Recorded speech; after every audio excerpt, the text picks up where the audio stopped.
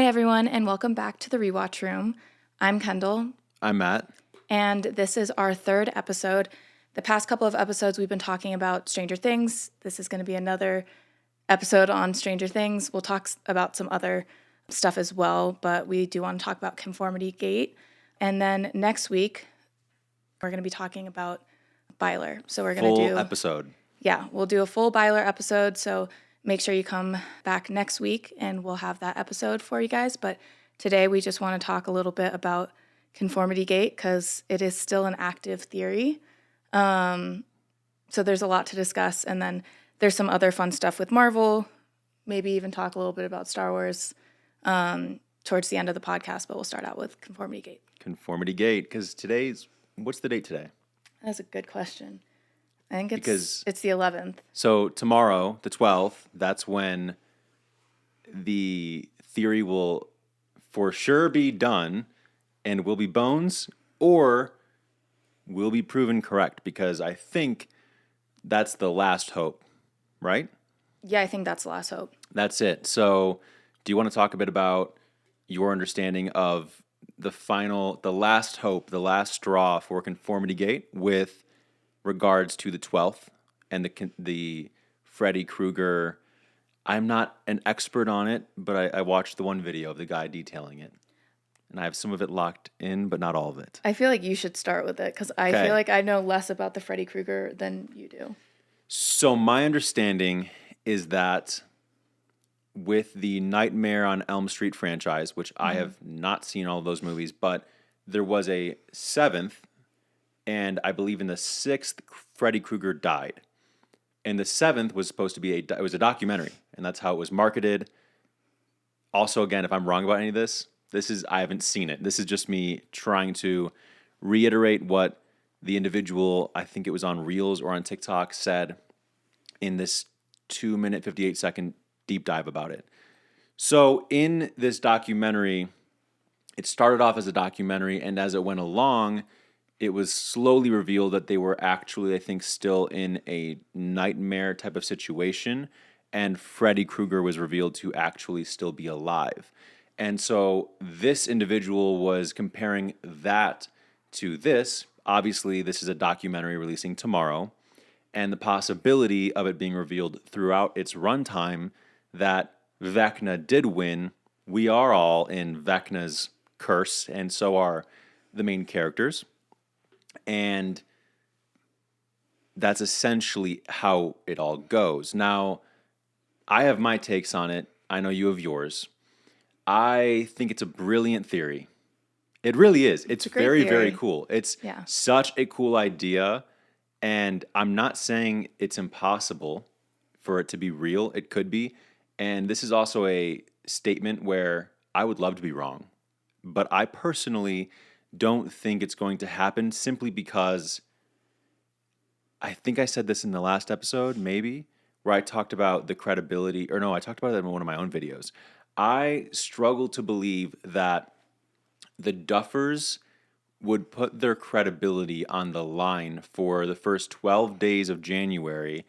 Netflix would put their reputation on the line, not permanently, of course. There's people who will forget, but every comment section of every post that they put out there, the number 9th episode, or insulting the Duffers for their incompetence in their interviews and in the finale. So I find it hard to believe that they would risk all of that. At the same time, I recognize that if this was real and it was really well done, it was incredible, everything would probably be forgiven for the most part. Not everything, but a lot of what has gone wrong, I think a lot of people would switch up. Yeah. So for sure. That's my take on it. And I, of course, want to hear yours. My take on it is I think that people have been really creative in terms of what they've spotted throughout this season. So I think that to me is what is like very interesting. And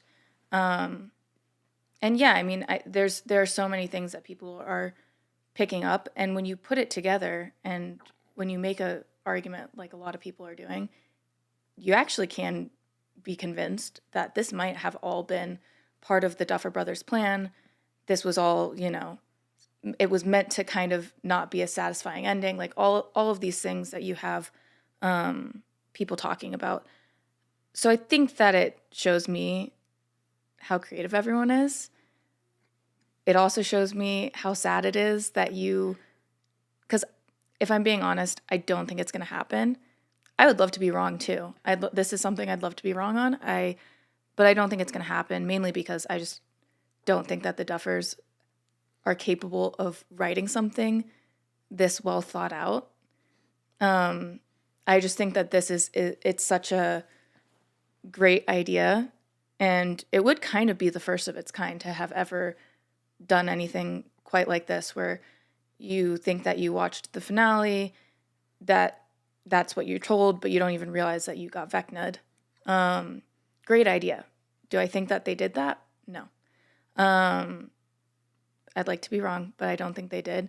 And to me, it then shows your ending was so bad and the finale was so bad that now you have your entire fan base trying to find any possible way for this not to be how it actually ended. And that is sad. I'm particularly fond of the dialogue that's been going around of essentially Conformity Gate and similar theories are built on the idea that there are so many plot holes and inconsistencies, some of which we touched on, many of which I've talked about in my own videos on TikTok, that it had to be intentional that's how bad it was. It was so bad that it had to actually have been on purpose, all to build Conformity Gate, all to build this secret true finale. Mm-hmm. And yeah, again, it's just a matter of when you listen to the Duffers interviews from the last week and a half to 2 weeks, the level of incompetence is so astounding. I have a very hard time to believing that they were actually behind the scenes and were these master storytellers laying the groundwork, the breadcrumbs for this amazing theory. Because if that were the case, if that were the case, they've been putting on a crazy performance in these interviews when they've answered questions that in a way where they keep saying, well, I guess that could have happened. I mean, I don't know. What do you think about it? I don't know. Like, it's, to me, that would have all be an act if this were to actually happen. And I just don't think that's the case. I more so believe in the theory about Divorcegate. I'm not sure if you've heard that. Have you heard that? I have not heard Divorcegate. Divorcegate is crazy. With I think it's one of the Duffers, either Ross or Matt, the ex-wife. Mm-hmm. You haven't heard about this? No. I don't know what her name. I'm blanking on how it's pronounced. Anyway, they were married throughout the entirety of Stranger Things. They got divorced in spring of 2024. She was on set for a lot of the creation of the first 4 seasons. Mm-hmm. She is also a director and a writer. And she also is working on other shows now, maybe other movies. And she is somebody who, with regards to Byler, the Byler of it all, and maybe I'll talk about this next week when I do the deep dive in the full Byler episode, I believe she's gone on record in interviews talking about the importance for her of putting representation like that on the screen in the work that she does. And so it's really interesting that they get divorced and it all goes to shit. And I'm not saying that's, this is all alleged. However, it's interesting. It's an interesting idea. The idea of ghostwriters. Ghostwriters, that's not some conspiracy. That's a very real thing in music and in Hollywood, where there are some writers a lot of the time behind the scenes not getting credited, but they're being paid. So they know they're not going to be credited, who are actually the masterminds behind a lot of brilliant stories that get put out there. Yeah. What do you think about that? I hadn't heard about that. It's so interesting. I'll have to show you some more of the evidence for it. Yeah. There's no proof. It's just it is a fact. She did divorce him. Yeah. well, not last year. It's 2026. When did the last episode release? Was it? Our last episode was... It was after the finale. Yeah, it was after the finale. Anyway, point is, yeah, so technically not last year anymore, but you get the idea. Yeah, so that's fact. That did happen. And she is a writer. She is a director. And she does work on other projects now. That is really... I hadn't heard about that. I'm surprised. It wouldn't, honestly, like... It wouldn't shock me because, to your point, there are a lot of ghostwriters out there. So for her to have honestly been putting maybe more thought into the story than potentially the Duffer Brothers were, it's maybe not the craziest thing in the world. But again, it just feels like there has to be some reason that it was so bad this season, you know? There has to be some reason that it fell apart. So it wouldn't shock me if that was it. Or, you know, maybe they just really didn't know anything about their show. Because that's also what I've seen, you know? Yeah, I've seen it too. You watch the interviews, and to your point, I guess. What do you mean you guess? It's your show. You wrote it. I love that quote from that clip from Penguin. What's his other? Moist Critical. Oh, yeah. You guess? Yeah. Brother, you wrote it. Yeah. I think that to me, it's so true though. It is. Yeah. How do you guess? Yeah. You wrote the thing. You should have answers. You should have known once it was done that you would be asked about some of these things, these glaring plot holes. Not the ones that you have to look more closely for, but the ones that are very obvious, like the Demogorgons not being there, right. Will not being in pain or dying. Yeah. There being no consequences for any of the main characters after committing literal acts of treason, along where there was witnesses, with Dr. K having survived and having seen Nancy walk him down Wheeler, take out multiple soldiers. Their answers are terrible. And again, that goes back to my genuine take about the Conformity Gate. I just don't see how people who answer questions that way are capable of writing something so genuinely brilliant. It would be brilliant. It is so creative. Yeah. The fans who came up with it, they actually commented on my first video about it. Mm-hmm. Now that I'm saying that, I wish I remember their usernames. But they commented, and it's so creative. That's what I'm saying, is that it showed me how creative the fan base is. Yes. And I feel this way about, honestly, a lot of different fandoms and universes. Yeah. That sometimes they should have the fans be the writers for the TV shows, because I genuinely think that the fans, obviously, they're more invested in the story, the lore. They think about every little detail. And so it kind of, this particular with Conformity Gate shows exactly that. The fans have done something and created something that they think is happening, and maybe it will happen. But if it doesn't happen, they've created this thing that is so creative beyond what the Duffer Brothers actually could do. And I think that is so cool and should show so many people that you should take fans more seriously in terms of their creativity and what they can input into different universes. Because I have felt this way about Star Wars, where sometimes I'm like, let me in the writer's room. I could do a better job. And I think that is what we're seeing with, you have all these Stranger Things fans that just genuinely let them in the room. They could do a better job. I agree. Especially because you trained them on the idea that every little detail matters. We need to pay attention to every second, every detail on set, the outfits, the set design, things in the background. All of it matters. So that's why they're so brilliant when it comes to writing theories. You trained them in that way. Yeah. You conditioned them to believe that. And so I agree. I fully agree. Sometimes we shouldn't listen to fans, I think, because sometimes fan theories, not for Stranger Things, but there's other fandoms where sometimes I read kind of like Rise of Skywalker. Isn't that something that kind of happened? There was a lot of Reddit fan theories beforehand, before they actually filmed it. and it kind of feels like they ended up just making a montage of a lot of Reddit fan theories, and it was really bad when they put them all together. But I think fans should be respected, should be listened to, because they can have really great ideas. Well, and I think that we were talking about this earlier, but Dave Filoni is now going to be the head of Star Wars. This is a sidetrack into Star Wars just a little bit. But That's okay. Let's do it. Mainly just that Dave Filoni, I think at least when you hear him talk about Star Wars, something that I do like about the fact that he will now be the head is that he is a fan of Star Wars.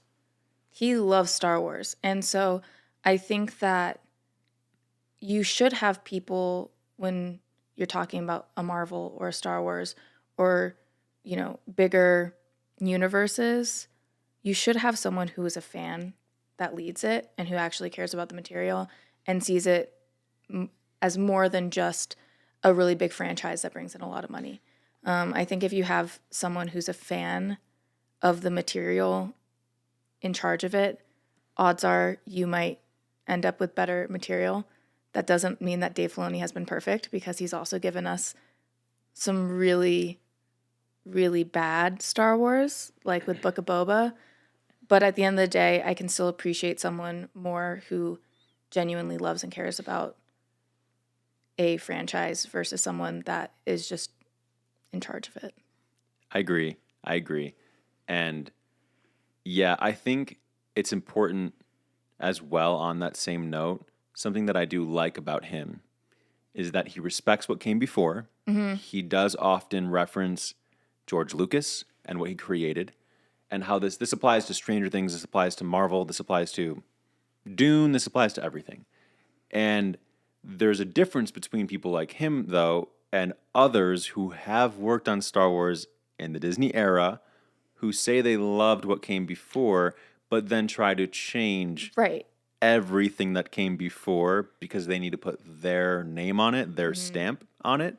And I appreciate that Dave walks that line, you know? He's kind of on the fence where he does do some things that, or sign off on things, because I do think he signed off on some of the bad stuff that he didn't create, but I'm pretty sure he's the CCO. He's something right now. I don't know exactly what. No, he is. He's on a high level for sure. On an executive, yeah. creative level, I do think he is somebody that has to sign off on certain decisions. Yeah. So I'm pretty sure when it came to Acolyte, which I was not a fan of, sorry if you like Acolyte, I think he signed off on a lot of those decisions. I think, you know, he probably signed off on Darth Plagueis, watching those characters get on the beach. Makes me just cringe. Where he wraps around the cave and takes a gander. And when Yoda is informed about everything going on in that entire show, which he shouldn't know about because that makes Yoda look really incompetent in the prequel trilogy. But I do think he signed off on all those things. Yeah. So, but yes, in general, I agree. I think it's important to have people who care about the thing, because generally speaking, I do think if you're someone who cares about whatever franchise it might be, you are more likely going to create a body of work that pays respect to what came before, and that does that franchise and the story justice, right? So a good example, even with Stranger Things, with me when I was making the hundreds of theory videos that I made before the season came out, I tried to make sure not only that there were minimal plot holes, if any at all, but I tried to make sure that each theory, no matter what it was about, was maximizing the story and the character arcs that came before, so that everything would feel like it had purpose. And I'm a huge fan of the show. I have been for its entirety. And so that's why, and I know there's millions of others like me with regards to that, many of whom have the skills to work on these shows or these movies. Mm-hmm. And so, yeah, I do think that's important, is the TLDR. And also kind of back to like the Stranger Things point, I think that's almost why people are feeling so upset about the finale, because it does come across as, did you even care about your own show? Mm-hmm. And it doesn't even seem that way when they're doing the interviews, because back to that point, how do you say, I guess? You clearly didn't even think through your own show, and it then becomes something where you have an entire fan base that is thinking through your show deeper and more creatively than you did, and can wrap up these plot lines better than they did, And so there's I think a lot as to why Stranger Things season 5 as a whole might feel worse to people, mainly just because it almost felt like there was a lack of care in how the season was handled. And yeah, I think that with Conformity Gate, if I was one of the Duffer Brothers, that would be ruining me. The skits are so funny. It's I can't so funny. imagine them saying. They claim, kind of like in Superman. You saw Wait, did you see Superman? I literally watched it last night. You just saw it. I The just scene finally watched it last where night. he talks about him and Lois are doing the interview towards the beginning of the movie. Yeah.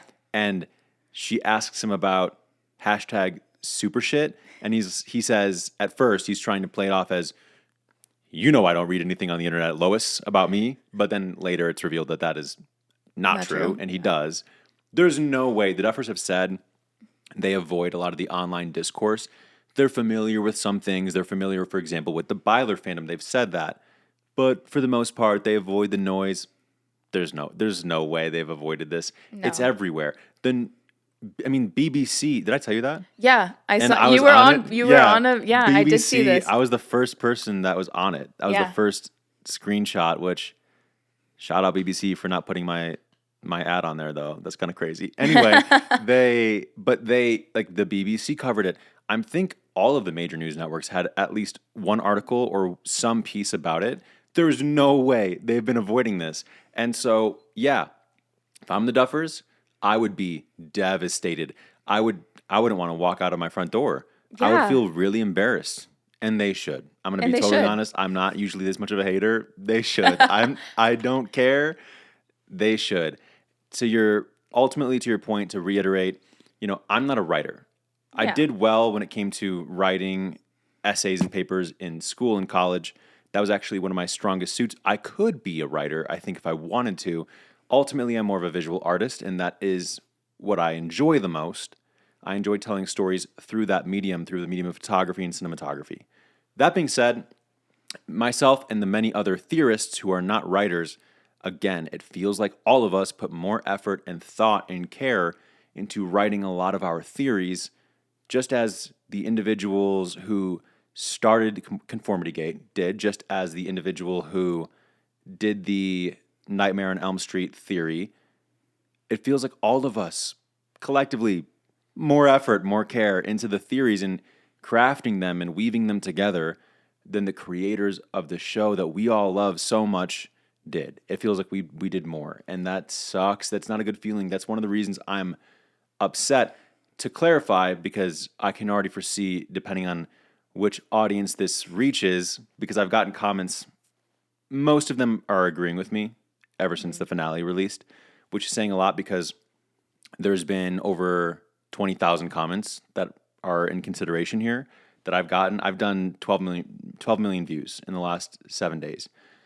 That being said, there are some people who have said, you're just mad because your theories didn't happen, which, egotistical moment, actually about 60% of them didn't happen. The way they were executed was the problem, because they weren't executed in the way that I thought they would be. But B, it's not even about that. It's about the effort. It's about what was behind the screen, what was going on behind closed doors. That's why I'm upset, is because it just feels like this thing that I invested a lot of time and care into, not just this year, or I guess last year now, with making all of this content, not just in 2022 when I also covered the show and I also made a similar amount of videos on it, but since I became a fan of the show, it feels like all of that attention and effort and care I gave the show, the Duffers didn't really give back when it came to the end of the show. That's why I'm upset, is because of the effort. And I know I can speak for some of the other creators who I have spoken to about this. I've referenced some of them on here before. They feel similarly about it. And that's Yeah, it. I That's think the lore. I I think the general fan base is unhappy and feels that way, that they've been such big fans of this TV series for so long, and it not only did it not end well, but it ended in a way that it does feel like they put less effort and less care into it than we all feel about it. So I think that that is a big problem. Number one, I also do want to talk about, so if Conformity Gate is not, doesn't pan out, doesn't happen, which again, I'd love it to, don't think it's going to go there, then how do you explain a lot of the things that people have brought up? And that is a big question, but how do you, why did they have everyone at the graduation sitting in the Vecna pose? Is I that just guess bad direction? Is it, you know, like, is there the blank poster. the blank poster? There are a lot of, is it just they didn't think about these things? I think that it becomes another conversation of, you remove all the plot holes and inconsistencies. There's a lot of weird things that they decided to do that lead people into believing that they might have a secret finale somewhere. So if there isn't one, then what were they doing? You know, like, what was the point in the inconsistencies? Because the colors, I'm sure you've seen the colors changing Yep. with the electric, The dial. Yeah, the dial. That's a big set design thing. Also, why would they have created multiple dials? Right. You don't need to do that. Doesn't make any sense. You barely even use that prop.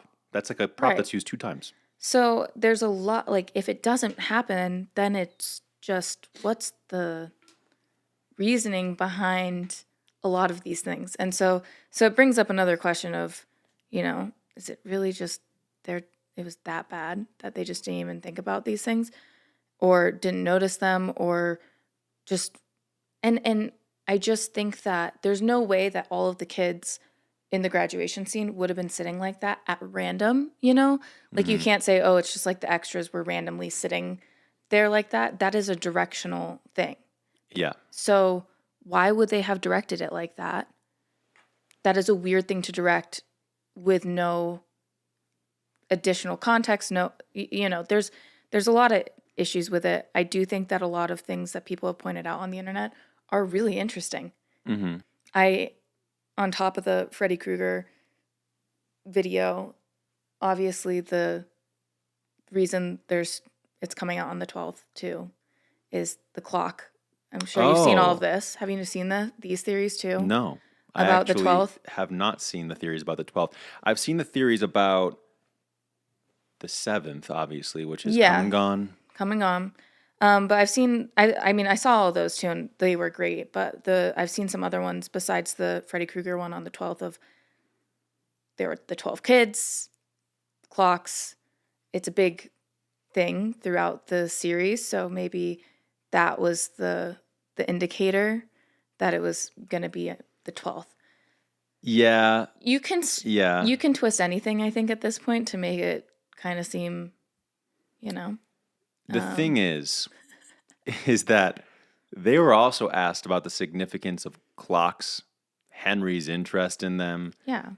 And I think, again, this is paraphrasing because I don't have all of their interview questions and answers memorized. I do have a lot of them memorized, actually. But I believe they didn't give a answer to that. I believe it was essentially just literally Steve's explanation in season 4 when he says, what is he, like a clockmaker or something?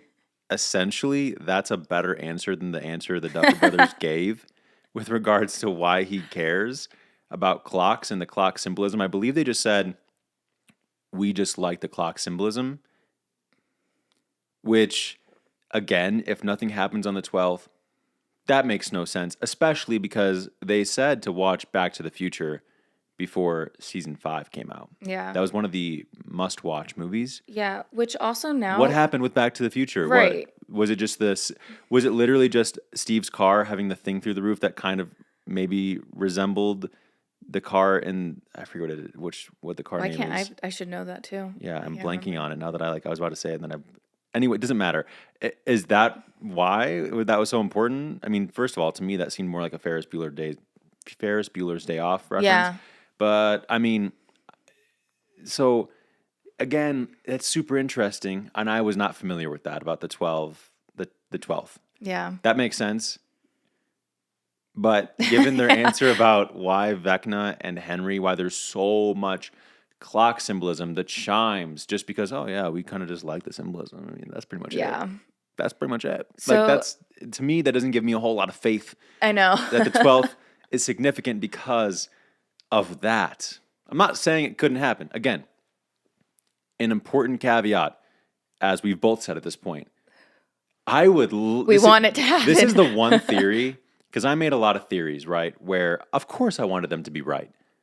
This is the one theory where this is the one claim I'm making about a theory where I would love to be wrong about Yeah. this. I would love to be wrong. I would celebrate being wrong. I would Yeah. not be mad about not being right about this. Trust me, if we got a secret ninth episode on the 12th and it was a part of the documentary and it was this brilliant piece of writing that made a lot of the statements make more sense, like Sean Levy saying it's the best finale. It's so brilliant. The Duffers did not miss whatever he said. He said he was Yeah. glazing them like crazy beforehand. It would make all of those make more sense because yeah, it's never really been done before. Right. It would be industry defining. It would be genre defining. I mean, it would be crazy. It would break the standards of filmmaking and television. But I don't think it's gonna happen. We keep saying it, but I hope it happens. But I agree. And what if they did it and then whatever they put out was also horrible? Like that is an option. That is May- I'm not like they could come out with a new finale and it's also just as bad and straight up buns. yeah. So, just because it might happen doesn't mean that it's also going to be good to make you feel like all is forgiven. Yeah, that's a very good point that I really haven't seen many people talking about. No, I haven't seen Now that because you're bringing it everyone's up. just excited about it. But what happens if it does, What if it's worse? What if it's worse? What if they release it and then you watch it and it is almost even worse than the finale? If this happened, just because they did it doesn't necessarily mean that it's going to be good. And that's also another concern of don't make it even worse than it needs to be. It's already it's already bad. And so if they're going to do something like this, if they were to do something like this, they would need to make sure they are super confident that this is the best finale of a show of all time. Because if they do all of this and they come out with something that's even mid, people are still going to be like, all of that for what? Yeah. So that is also a possibility. But I do want to ask you, because I've seen so many great theories with Conformity Gate. What's one that you saw that you would not be able to explain other than Conformity Gate? Like there's no other explanation for it other than Conformity Gate. Ooh, that's a really hard question. Because the ones I've seen, there isn't really any other explanation either, for the most part, Conformity Gate or bad writing. So are you saying that bad writing would not be able to be an answer for whatever my answer would be here? Or bad writing, bad production design, or bad direction? I mean, that could be the answer, obviously. So that's allowed to be an answer. That's allowed to be an answer. I'll allow it for my question. Because that's, again, I'm cynical about this particular situation with this show. I feel like most of it could just be bad direction and bad writing. Personally, I'm trying to think. Do you have one in mind? I mean, I'm literally trying to think because there are so many different pieces of evidence in all those slideshows and those videos yeah, that I'm trying to think about. I'm thinking about the one that we were just talking about with the dial. Yeah. That to me, there's no real explanation for it because I don't know why they would make two of them. like production-wise, if you think about set design, Yeah. that doesn't make any sense. Or a blank sign. Or a blank sign. Why would there be a blank sign? Unless it Right. was just accidentally like the person was holding it the wrong And way. that one I could maybe come up with some sort of excuse of like maybe it was they were Maybe holding just it the flipped wrong way. Right. But then that's just again bad direction. Bad direction. You tell me you Right. didn't. You tell me you reviewed the frames and you didn't notice that. Right. That. But I have such a hard time believing that the set design is that bad that the dial would be changing colors. I agree, especially if you've ever watched. Again, this could have been a different creative team. I'm not exactly perfectly well versed on the full creative team for season 5, but even the level of detail previous costume designers and set designers for previous seasons had gone into, it'd be hard to believe that they would just make a mistake like that. Yeah. Because that would be on the Duffers partially because they ultimately are reviewing everything. Right. Or it would be on Sean Levy or Frank Darabont because he directed 2 episodes. But it would also be on the set designers. Yeah. It would also be on the production design team. So. And the other thing that, and maybe this goes into well, you said that they're not even planning on doing the spinoff series anymore, right? Or is it just, it's different what they're planning on doing? What they're planning is different. So what I'd said about it is that I had, at first, in our first episode, said, how much you want to bet the reason that Holly has so much screen time is because they're going to have her be the star of a spinoff. Which I thought she was going to. She's not. Yes, that's what I thought too. That is what they're not doing. What they are doing is a full live action spinoff about The Rock. It's not just a boulder. It's a rock. That's what they're doing. They are making a spinoff series about that rock, the lore behind it. It's going to be an entirely new, what am I looking for? What's the word? It's not entirely new lore, entirely new, I can't think of it. Something, people will know what I'm saying. And it's not going to involve the mind flare, which is really confusing because that's the whole thing that connected Henry to the mind flare. They said explicitly, no mind flare over. It's over for the mind flare. The mind flare is bones. So I'm not really sure, but that's what the live action spinoff is going to be. And then there is the Tales of 85, which I'm a little uncertain about how canon that's going to be because it takes place between season 2 and 3, and there are what appears to be new monsters in the trailer, which is confusing because at the beginning of season 3, it was through the visual language and through the dialogue pretty explicitly established that there hadn't been any threats since the end of season 2. So I'm not sure how canon that is, although I think maybe Millie Bobby Brown is voicing 11. Oh, really? Which is weird because also that's like 13-year-old, 14-year-old Millie. Yeah. And she's no longer 21-year-old Millie. Her voice has changed, I believe, quite a bit. But maybe she's still got it in her. I'm not really sure. But regardless, that's the spinoff. Well, so one of the things that I saw in someone's video when they were going through their reasons for Conformity Gate is there is a Mr. What's-It. Did you see this portion? There is a it's like a cassette tape that says Mr. What's-It on the table. Yes, with the Z, Mr. What's-It with the Z. Yeah. I did see that. And I think it's in the basement, the Wheeler's basement. Yes, it is. It's to the right of the books. Yeah. It's kind of hidden a little bit. And maybe it's a book. I don't remember. It's something. It's something. That says Mr. What's-It. Again, why would you? Because it does, a lot of the little things that people have picked out do kind of show these little hints of Vecna still being around. Why would you have something that says Mr. What's-It in the set design? Because, again, set designs are intentional. You've had to find something that said Mr. What's-It, and you decided to place it there at the end.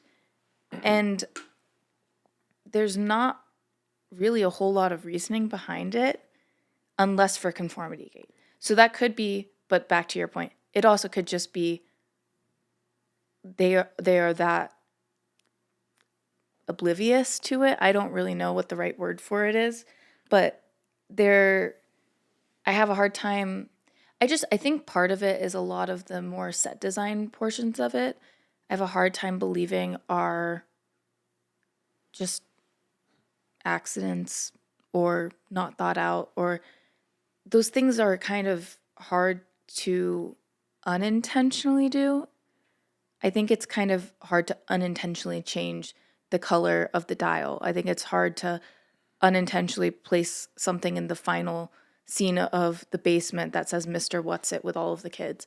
I think those are weird little things that do lead to why people feel so strongly about Conformity Gate. And again, if Conformity Gate doesn't happen, then what was the point in doing those and changing things? They, at that point, the Mr. What's It one less so than the dial, but then that's just a mistake. Then that's just a genuine mistake that someone on the set made and that not a single person caught. Yet you have an entire fan base that is catching. So that to me makes it hard to believe that someone could really, you have to design it, you have to make it. And why would they make one in a completely different color? It doesn't make any sense to me. So I do think there are little things that I've seen people point out where I'm like, if Conformity Gate doesn't happen, there's literally no reasoning for the decisions that are made for some of these weird little choices to have the blank sign to, there's just, yeah, I don't know. I agree. I have a couple thoughts that I was thinking about during everything you were talking about. One, and quick shout out, she won't see this, but Third Duffer, she's one of my mutuals on TikTok, also a big Stranger Things creator, big Byler creator. Her, me, and Spencer, starring Spencer, were the three of the people, and Lesbian Mind Flare, four of the people, really carrying, on TikTok at least, not to discredit anyone else elsewhere, that side of the fandom the last 5 to 6 months. Third Duffer has a video that I don't think I saw the original video, but she referenced it recently, and it was about, I want to say in season 4, there was a chair. I think it was a chair in the classroom behind Will that said Henry on it. And it was supposed to be, a little Easter egg for what was to come. And so that was obviously very intentional. It was unintentionally creating, well, intentionally on their part, but in the minds of the audiences, connection between Henry and Will, which obviously those two characters are foils of one another. So that's a really interesting way to establish it early on in episode 1 of season 4. And again, Third Duffer, I'm not saying she's the first person who found it. She's the only person I've seen talk about it. I didn't find it. I never noticed that until I saw her video, and I thought that was super cool.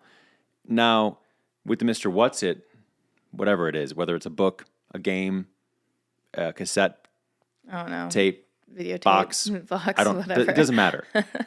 Again, yeah, based on what they've done in previous seasons, you would think, well, that's got to mean something, right? That has to be alluding to something. But then could it also just be an Easter egg for him having been a part of the season retroactively? Yeah. But then why is it at the end and not earlier? Yeah, and it could be an Easter egg for one of the spinoffs, which is, it would be weird. It'd be weird, but it could be. I don't know. You never know. So, again, I think this all just goes back to it used to feel like there was an intentionality behind everything, and I'm not so sure. I've lost faith that that's what it is. It would be super cool, again, if it was paralleling that Henry Easter egg before we actually found out about Henry Creel. That would be so cool. Yeah. But then you also have, with regards to the dial, I mean, you brought up how does something like that, like a mistake like that, get made? I mean, what was it, Game of Thrones? What season was it with the Starbucks? It was season 8. Season 8, right? Wasn't there it was the Starbucks cup. There was a Starbucks cup. Yeah. There was a Starbucks cup. I think it was season 8. Yeah. It was on Amelia the ground. Clark. just right there. And It was literally like, I think on the table. Yes. Yeah, it was bad. and nobody saw it. And I mean, you had the Under Armour in this I was about to say, to season. keep it Stranger Things, Yeah. you had Holly's Under Armour logo when Under Armour didn't exist yet that they Yeah. had to remove later. Yeah. They fixed it. So it's possible, but also to give your point further credit, because you are right, they would have had to have made 2 of those props, or they would have had to spray paint it one time for some reason. So, Right.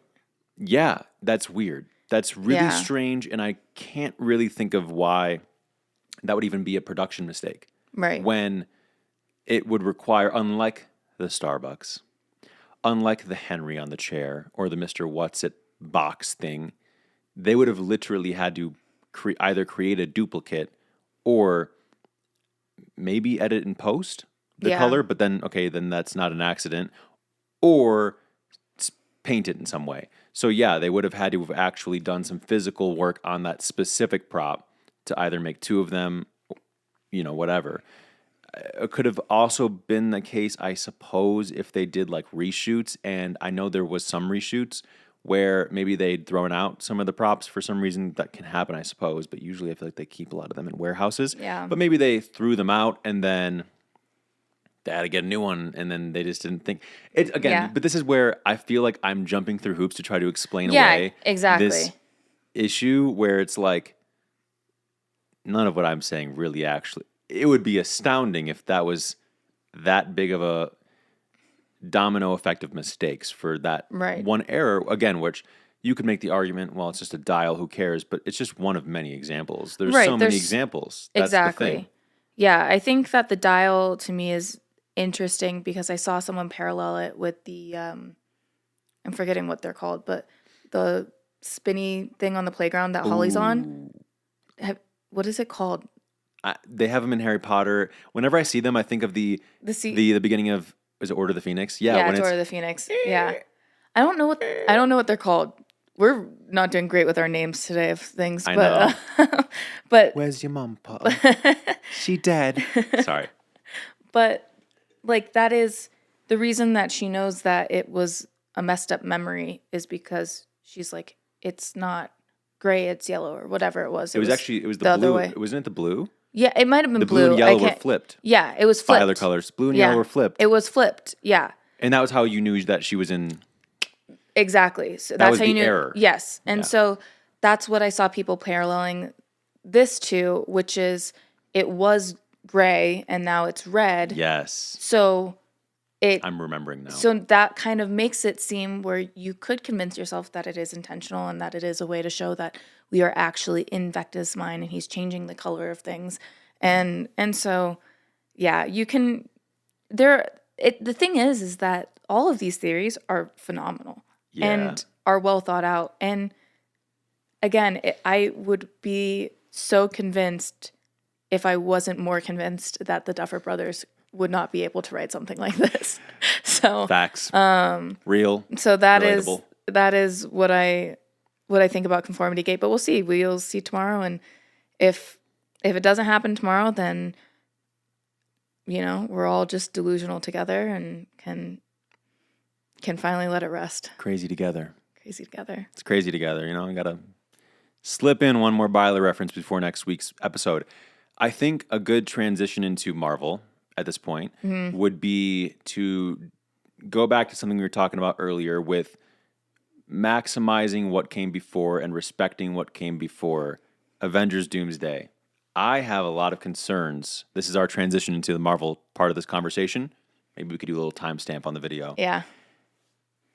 I have some concerns that given the trailers that have released thus far, they may be ignoring a lot of what came in Phase 4 and Phase 5 because the first trailer, which has been out now for a few weeks, but released later on YouTube, is Steve Rogers from the end of Avengers Endgame. I'm assuming about a year after he went back in time to be with Peggy. He gets off his motorcycle.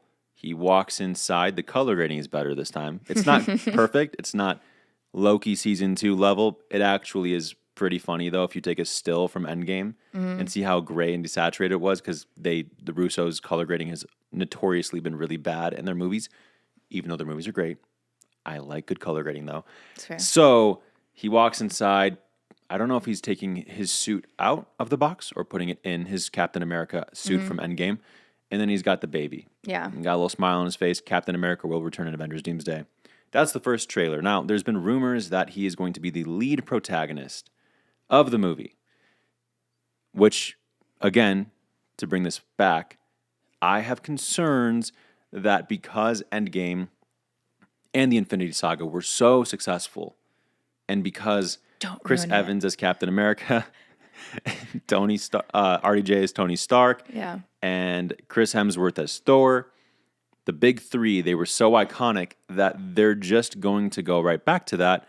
And unfortunately, this could be confirmation bias, but the fact that the first two trailers are, again, Chris Evans, Captain America, Chris Hemsworth, Thor. Oh, also, he has the same exact haircut as he had in Infinity War again. Yeah. Which was his most popular portrayal. Yeah. His most popular haircut, his most popular iteration of Thor. Yeah. Most people loved him the most in Infinity War. Yeah, because he was sick. Yeah, he was. And he looks exactly like that. And the Yeah. Bring Me Thanos, epic.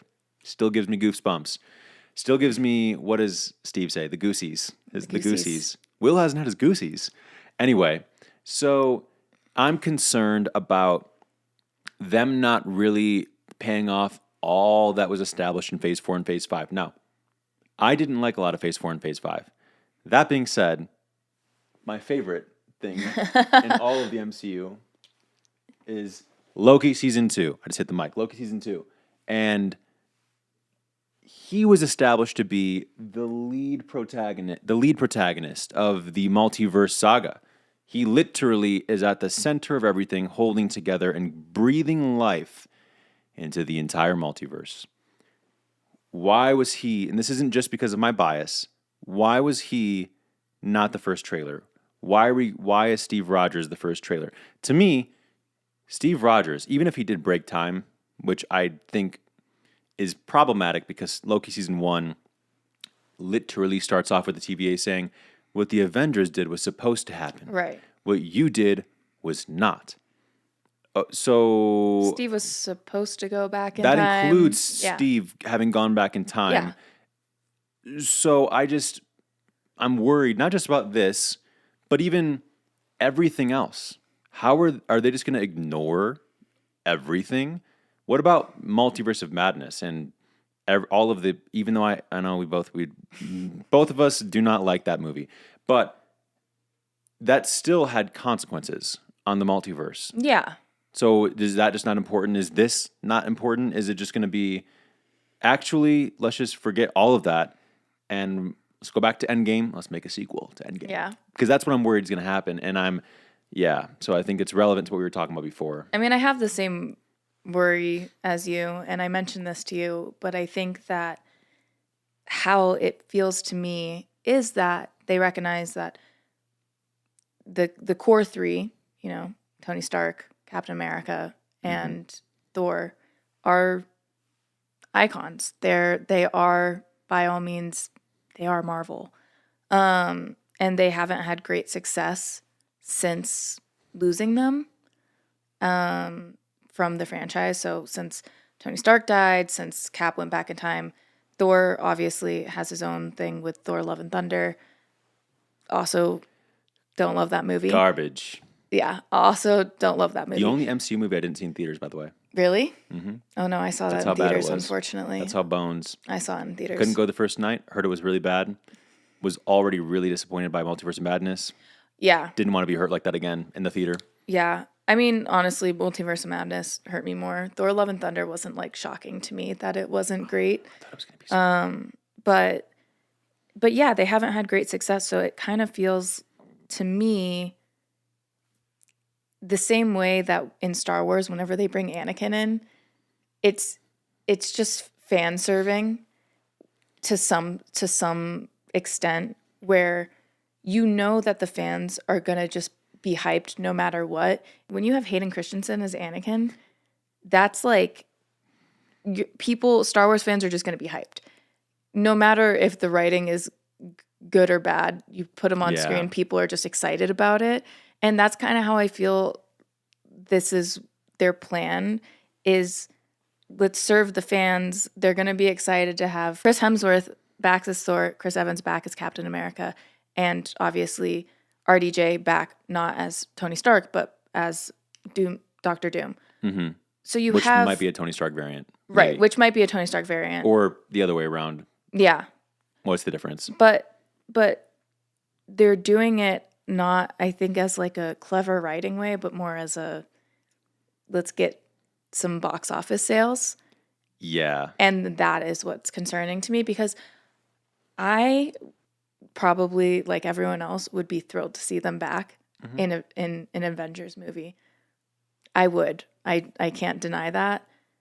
If they retcon like everything that they did in Endgame, I'd be pretty pissed off because I actually think the ending to Endgame is like a 10 out of 10. It's great. I love it. It's fantastic. I think it's phenomenal. So let's not ruin it. That's, I guess, my concern is that they're going to do something with Steve Rogers and Peggy, and they're going to retcon that entire plot point of him going back in time and finding Peggy. I feel like that was kind of a peaceful ending to his character. I kind of liked that was his ending. It felt like he got the ending that he deserved after all of these years and feeling out of place, and it was kind of a beautiful ending. And you guys are going to just bring him back and like to do what? To just, I don't... Dangle the key. Literally. The key jangling. And I think that, I think that's my concern with Doomsday. I also think that it should kind of show that none of the current characters or TV shows or movies that they've done... Talk about Loki. Sorry, Loki. Haven't been strong enough for them to feel like they can count on them to truly be in an Avengers movie. They feel obligated to bring these characters back because none of the characters they've had over the past, I don't know, how many years has it been since Endgame? 6 years. The trailer came out, I think December, I might have this wrong, December 6th or 8th, somewhere around there. Years. And it's been 6 years. The movie came out April 27th of 2019. And it is 2026. Yeah. Wait. It's 2026. 7 years. Yeah.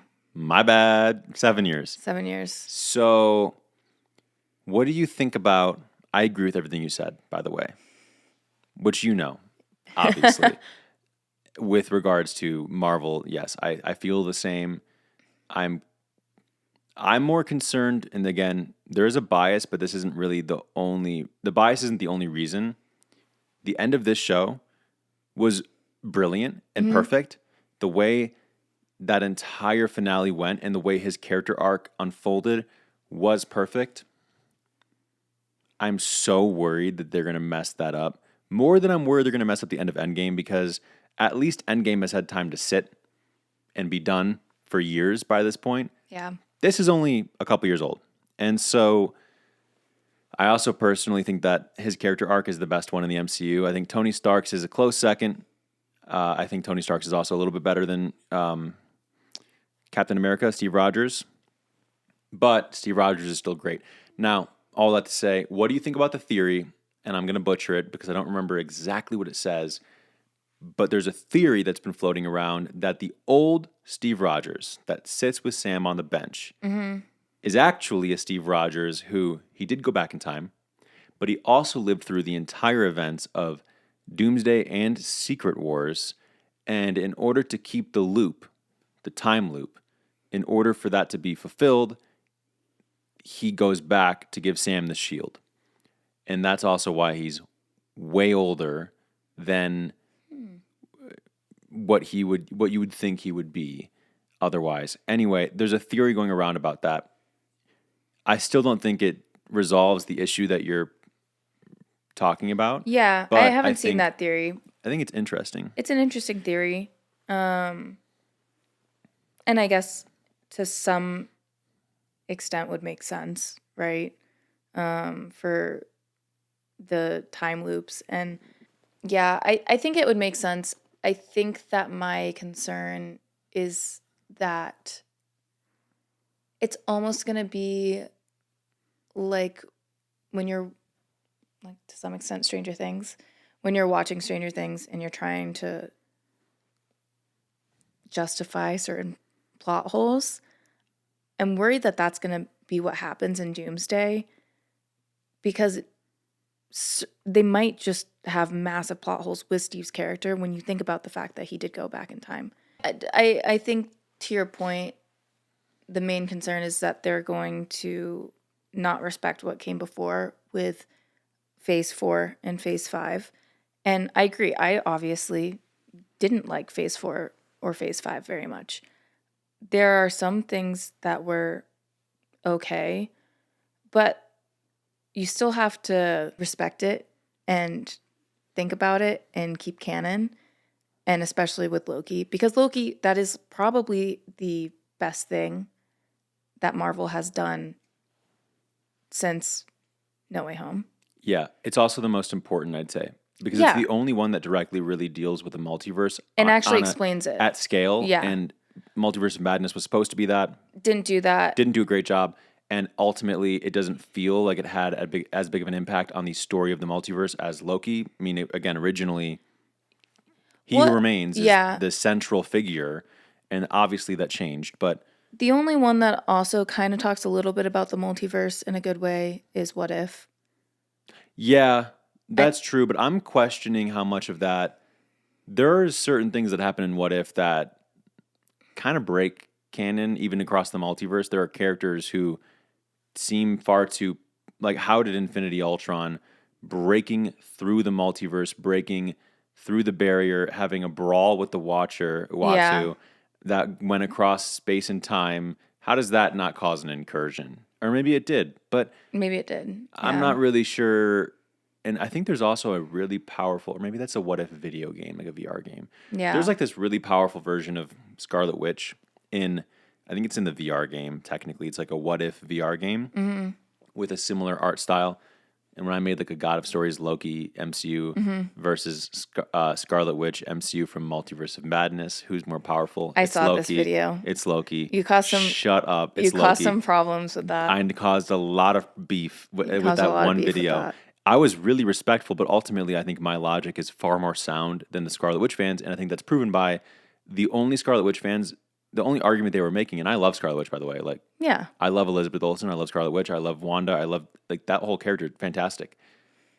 Their argument was, well, what about Scarlet Witch in the VR game? I'm talking about live action Multiverse of Madness Scarlet Witch versus God of Stories Loki from Loki season 2. Yeah. And the point is, regardless of that, if that What If game is even canon to like the What If show, since it does share a lot of similarities. How do you have that type of character that feels like it breaks canon? And also even Peggy Carter with what she has. Have you seen all of What If? I don't think I watched. Isn't there like season 2 and 3? Yeah. I didn't watch those ones. I watched the one where Peggy Carter is Captain America. Okay, so that's not what I'm talking about. In season 2, she's a recurring character in season 2 and 3. She comes back at the end of season 2, and she, in a final battle where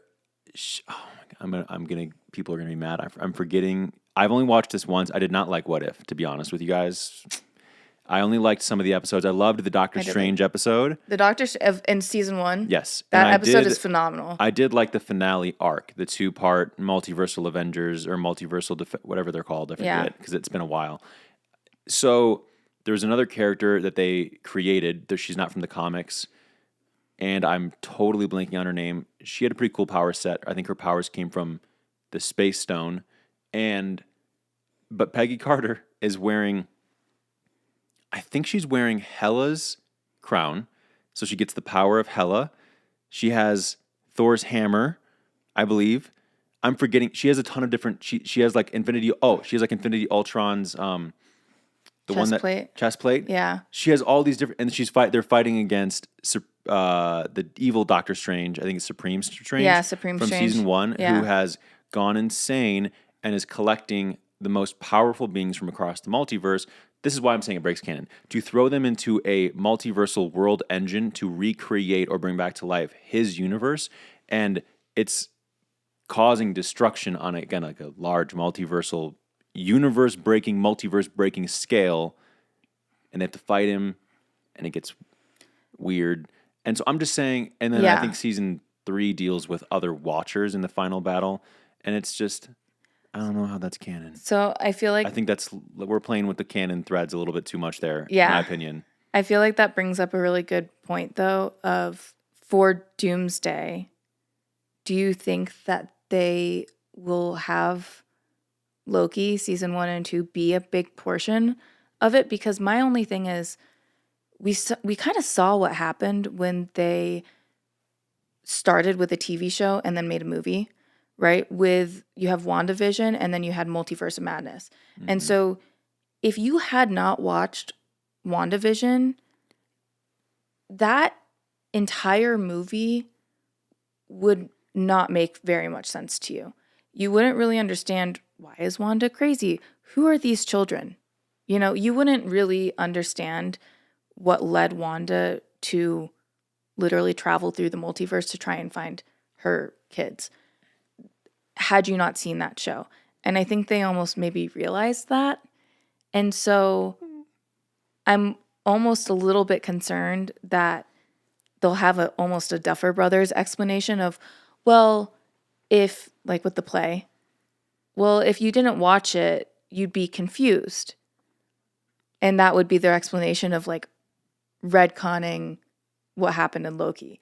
That's my concern for you. I am almost worried that because Loki has been out for a few years, yes, it is very important in the MCU, but what if they assume that the audience, the fan base, maybe hasn't seen Loki and they don't want to put so much weight into Loki, the god of stories, in case it doesn't make a lot of sense. I think that's a bad play for them, for sure. But that's my concern. I think that they might almost feel like, why would we include it when there might be a very big portion that hasn't seen it? Yeah. Well, first of all, it's funny that you'd think the writers of Multiverse of Madness had seen WandaVision, because actually they hadn't. Had not. That's true. When they were writing. And that's one of the reasons why it doesn't make any sense. There are inconsistencies between WandaVision and Multiverse of Madness. That being said, I don't disagree with anything you're saying, and this isn't me just trying to flat out agree. It's just that, because I feel like we agree with a lot of these specific takes. Eventually, we're going to get to takes where we don't agree with. But soon enough. It will happen, because we've already talked about some of them off air. And anyway, I have the same concern. It is valid because they have data that will show how many people have actually watched Loki season 2. Loki season 1 is Disney Plus's second most viewed show. Mm-hmm. But season 2, even though it's better in my opinion, it's far great. Better. It actually had significantly lower viewership, which makes sense because Loki season 1 had the benefit of coming out after only 2 Phase 4 projects. Mm-hmm. Loki season 2 was after there was 13, 14, most of which were not good and not well received. Therefore, less people are going to watch because another Marvel thing, it's probably going to be bones, probably going to be bad. So I have the same concern. I am most worried, this is my genuine thought, what I could see happening.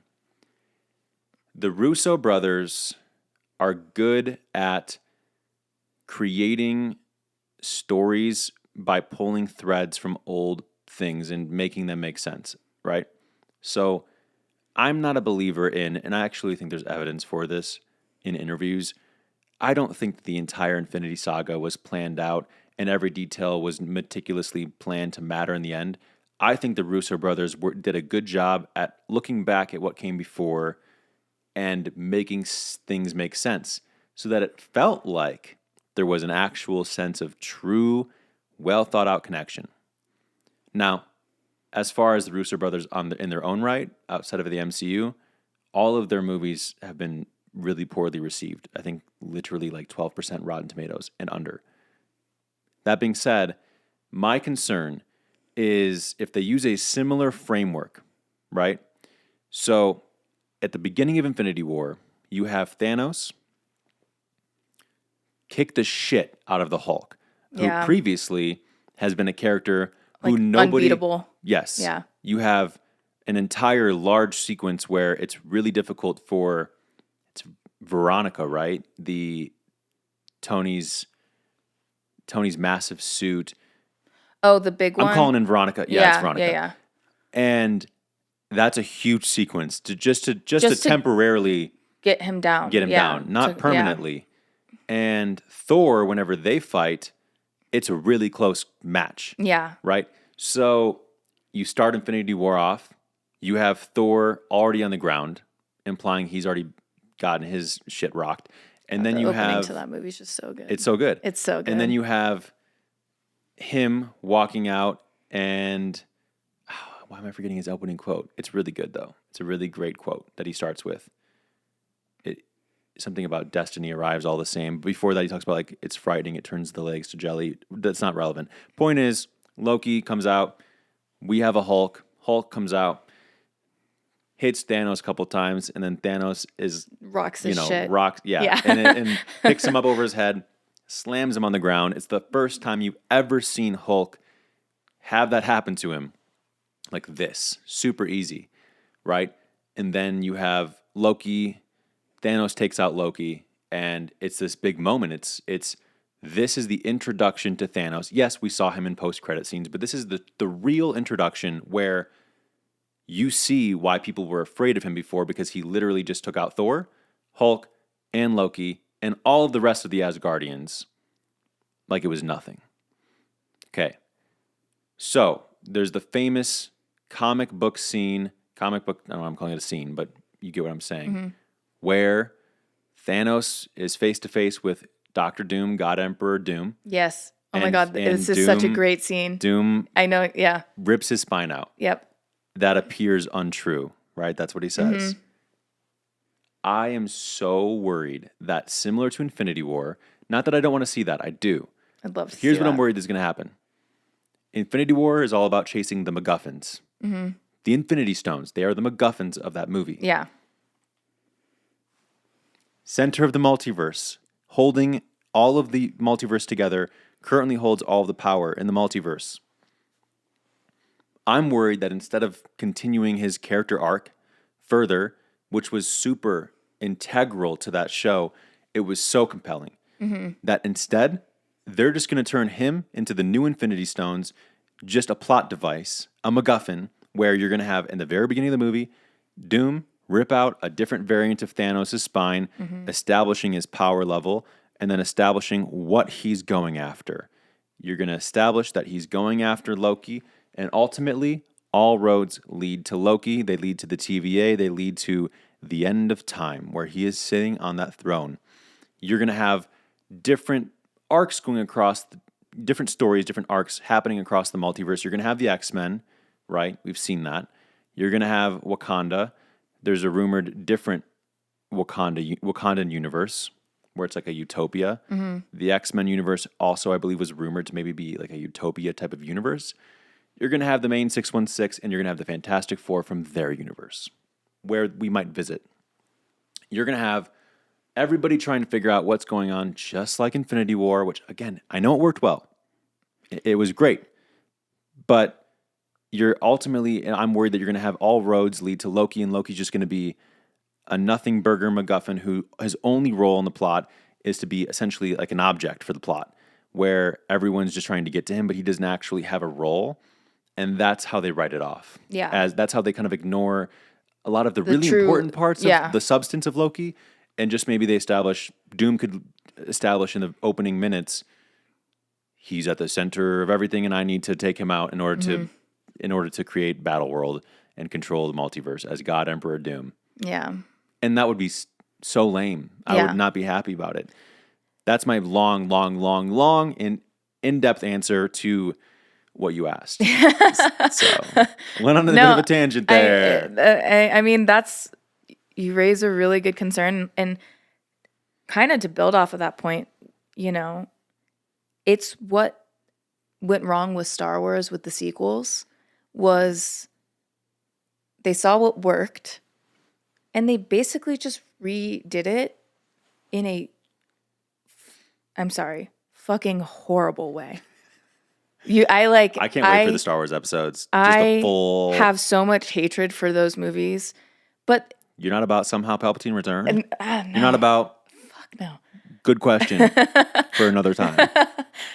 Zero explanation of anything. Bars. Yeah. No, but they will do those types of things because like in hopes to kind of hit something with the audience and just follow the blueprint of okay, you have this girl now on Tatooine. Like it is almost a worry that they might do it with Doomsday of like you're saying, just do Infinity War, but make it a little different with a different villain and a different plot device. And, that is a concern. That is a very big concern that I have, that they're not actually doing anything that is crazy unique in the Marvel universe. I understand that they're all superhero movies. So there's limited range that you can really go in, but we shouldn't be redoing the same sort of plots that we've already had. So I really hope they don't go down that path. I really hope they don't go down that path because I do think Doctor Doom is one of the most badass supervillains of all time. Mm-hmm. And I think that if they get it right, they could almost redeem themselves from such a bad few years with Marvel with, the horrendous She-Hulk series. Well, you don't like Megan Thee Stallion twerking with She-Hulk? No, I'm good on that. You don't like Matt Murdock having the walk of shame? No. That's crazy. You have no taste. I have no Marvel taste. But I do think that, it would be nice to see them. I want them to succeed. I want them to do something cool here. But I have the same concern that it could be using Loki as this plot device. I also think that it could be just kind of feeling like they need a win. And so how are we going to get that win? We're going to bring back these beloved characters. We're going to bring in this villain and have him be similar to, what we did with Thanos. I hope not. But again, based off of just that scene alone that we're talking about with Doom ripping out Thanos' spine, this should be not even close to the same type of battle and type of difficulty that we saw them go through. And that's my concern of I don't think they're able to do that because we had an Endgame. You have literally every single superhero come in to take down Thanos and they like barely did it, right? So now you have Doom who, again, by all means should be harder to defeat than Thanos.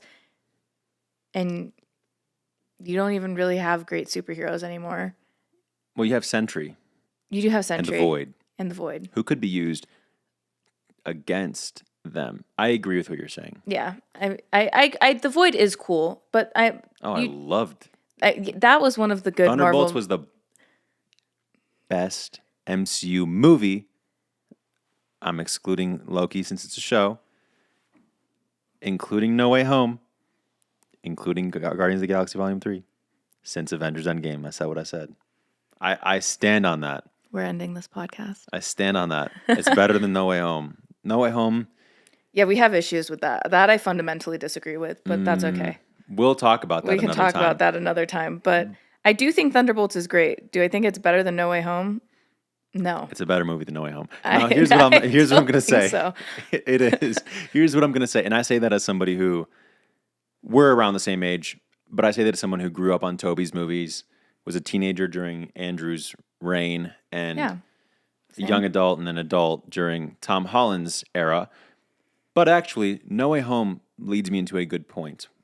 Another concern I have for Doomsday, relevant to what you were just saying. I'm worried that, so like the X-Men trailer, that got me. Mm-hmm. I fear that got me. That I didn't really love the Steve Rogers trailer. Didn't really care about the Thor trailer. That final shot of that X-Men trailer, So good. No, it is really good. the Russos got me there. Yeah. They got me right away because what a brilliant way to showcase Cyclops, recreating iconic comic book art, and also having the knowledge that fans hated the way he was portrayed in the early 2000s movies, and deciding to put that in the trailers. Very smart. Yeah. That leads me into a very important point. I'm worried that what's going to happen, and we'll talk about No Way Home. We should do a retroactive conversation about No Way Home. Yeah. Literally, like in a different episode. So my issue with No Way Home is that I saw it 3 times in theaters, and I cried so many times in those movies. Even if it was just like a single tear running down the cheek, there were so many moments in that movie that made me feel all types of things. A lot of nostalgia. Mm-hmm. And then I watched the movie at home later, and it doesn't hit the same. It was very much a nostalgia dopamine hit for me. I'm not saying it's a bad movie. It's not. It's still up there in my MCU tier list. I have a full tier list, and I think it's like the top 12. Maybe even the top. So it's still up there. Fair.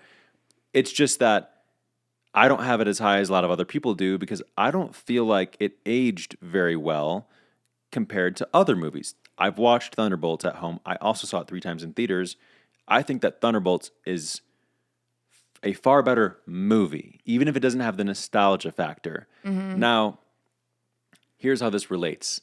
What I'm worried is going to happen is that I'm going to go into that theater multiple times, and they're going to have Tobey Maguire show back up. And maybe they'll even actually use his theme song properly this time, since they didn't really use it in No Way Home. It was very, very hard to hear. Toby's going to show back up. They're going to do him justice. Maybe they'll even put an end to his character. And I will feel all the feelings in response to that. But it's not just about Spider-Man. They'll bring Logan back. Yes, they'll bring back any character I've ever cared about. Yeah. Growing up, they'll bring back in some way, even if it's in a short 30-second scene, they'll do them justice, or there'll be some sort of nostalgia beat, kind of like when Andrew caught Zendaya's MJ. Mm-hmm. Now, that was actually a beautiful way to bring his character arc full circle and continue what happened at the end of The Amazing Spider-Man 2. But I'm worried that what's going to happen is the movie's basically going to be a compilation of a ton of moments like that without real substance beneath the surface. Mm-hmm. And then I'm going to see it. I'm going to be super hyped and excited. But then when I go home, after I've seen it a couple times in theaters, and I watch it, I'm going to realize this was very much just built off of nostalgia, hype, and emotion. But beneath the surface, there isn't the level of substance that there was with Infinity War and Endgame, because when they did that, that was the first time they did it. And I'm worried, to what you were saying before, that this will be a rehash Of Multiverse of Madness? Not Multiverse of Madness. No, that's... But also, that's possible, I guess. But if you think about it, that's kind of, I think, what they were planning on doing. It just didn't work, though. It just didn't work. Yeah. But I think that they were planning on bringing in... You had Professor X, and I think that they wanted the audience to be like, oh my God, it's Professor X. But it was more like... They like softly played his music, too. Yeah. From Yeah. But then they kill Professor X and... Anyway, I can't even talk about it. I agree. So bad. But I think that's maybe what they were hoping for, is kind of, to your point, like a nostalgia of, let's bring back characters that will get the audience excited. And emotional. And it didn't work because it was just, they didn't actually do any good writing to support any of that. So, so I think it's a valid concern. And I think what I'm worried about on that note is that it'll hit me similar, perhaps. Obviously, there will be more emotion, but to Deadpool and Wolverine, where you have Sabretooth, for example. They bring him back, the OG Sabretooth from the early 2000s. And that fight lasts 5 seconds. Yeah. There's like some build-up where I don't remember what Deadpool says. Some quick quip, and then Wolverine and Sabretooth run at each other, and he chops his head off, and that's it. And you have Chris Evans back as Johnny Storm, quick flame on moment. It's a moment that in the theater is designed for everyone to laugh and be like, oh. Yeah. But then at home, it's like, okay. Yeah. And yeah, and the same goes for even, well, I guess Channing Tatum's Gambit is a little bit more meta because he was supposed to have his own movie. I did like Channing Tatum. They called me the Gambit. As Gambit. Well, I'm about to make a name for myself. Yeah, I remember that was a good meme. But good meme. That was the reason they did that. And Yeah. I'm just worried about it being a rehash of that because the thing is, I liked Deadpool and Wolverine, for example, when I saw it in theaters. I don't like it that much now. That's fair. And I don't hate it. When I say I don't like it that much, it's just not a good rewatch. it's something that like I won't watch again. But I still do rewatch the old MCU movies. I still rewatch Sam Raimi's Spider-Man 1 and 2, sometimes 3. I like all 3 of them. I still rewatch TASM 2 and TASM, but I actually rewatch TASM 2 more than I rewatch TASM. And I still rewatch Loki. I still rewatch Thunderbolts, but I feel like I'm worried. Again, this is another instance of I would love to be wrong, by the way. Yeah. I'm just worried that that's the route it's going to go, and then they're going to lose, just like they did Infinity War, and then in Endgame, it's going to be a story of, and again, have you read Secret Wars, either of them? I don't think so, no. Okay. You should do that before the movie comes out. I should. Or maybe don't, because it might not set expectations. I know, might set I haven't expectations read in them, but I know like a decent amount just from breakdowns I've watched about them myself, but I haven't actually read them. Yeah, maybe the reason I'm saying maybe don't is so that you avoid a potential Dune experience. Yeah, which we can get into, We'll get at into some that point. at some We point. can talk about Dune I love too. Dune Part 2, but we'll get into it. I'm big on seeing movies before I read source material because it typically preserves my movie-going experience more than the other way around. But I've read Secret Wars. Yeah. I've read all of the tie-ins. I've read, and that goes for both, by the way, because there's 2. There's one from the 80s, 2015. So there's 2 separate ones. I think they're going to pull inspiration from both. From both, yeah. Probably more 2015 if I had to imagine because of the incursions and that's already been established. That being said, I'm just worried that I wasn't going to say that it won't be as good. I'm worried it's going to be, again, like Endgame, you're going to have a smaller group of heroes who survived, whether that be on the life raft. It's a thing where they make it onto Battle World and then they're going to have a comeback story against Doom. And I know that's what happens in the comics. There's a lot more that happens, but I'm worried it's going to feel like Endgame. Yeah. I'm hoping it doesn't because I love Endgame, but this should feel different, especially if it's going to reboot or soft reboot the entire Marvel universe. Yeah. And that's what it should do. That's what, Yeah. No, I agree. I mean, with Marvel these days, I always have my concerns, unfortunately, which is not how I used to feel. Yeah. That's valid. But we'll see. I would like to always be wrong. We saw Fantastic Four, right? Not together. We did not see that together. We saw Thunderbolts. We saw Thunderbolts together. But you saw Fantastic Four. Yeah, I saw Fantastic Four myself, and we can. I didn't love it. I didn't love it, but didn't hate it. Hate it. I'm a little. I think probably like most people, a little over Pedro Pascal at this point. I gave it a 3 out of 5. It's not the worst rating. It didn't make me feel anything. The visuals were all right. The visuals story were okay. was extremely bland. Silver Surfer looked great. Yes. Yeah. Yeah. Silver Surfer looked great. But anyway. Yeah, we'll have to see what happens. But I was just gonna say that's the one thing leading into Doomsday essentially. Yeah. So I know that's Brand New Day, but Brand New Day could be a prequel. Yeah. But it could also not be because originally Brand New Day was coming out after Doomsday. Interesting. So originally, then it might not be. So I don't know. We'll see. My whole point was, I agree with you because I mean the one project that's leading right into Doomsday was yeah. But Thunderbolts was great. Yeah. Well, we'll have to see. Yeah. Next week we'll be back and we'll be talking about Byler. Byler. So you'll have to come back and watch our whole Byler talk. I'm But going to pop off on that one. yeah, I think we'll both pop off. I have so many thoughts. That's going to be... And I think I'll bring an interesting perspective as a non-Byler fan and as a non-Malevolent fan. I am Switzerland in this conversation. To set expectations for that quick, I'm planning on... That's probably going to be a longer episode. Yeah. I am going to go through a lot of the analysis that I did, all of the evidence that I did. I'm going to be discussing queer baiting and the sidelining of queer relationships in season 5. It'll probably get a little bit testy, to say the least. Not because we'll disagree, just because I know that it's a contentious topic, to say the least. It is. It is a bit of a contentious topic. Yes, but it needs to be talked about. It does. I know. I've already started. I already started on TikTok last night. So yeah, no, it needs to be talked about. Yeah. So we'll be back and we'll be talking about it. But thanks for listening to this episode. Like and subscribe if you have not already. And we'll see you next week. Yeah. Thank you. Thanks.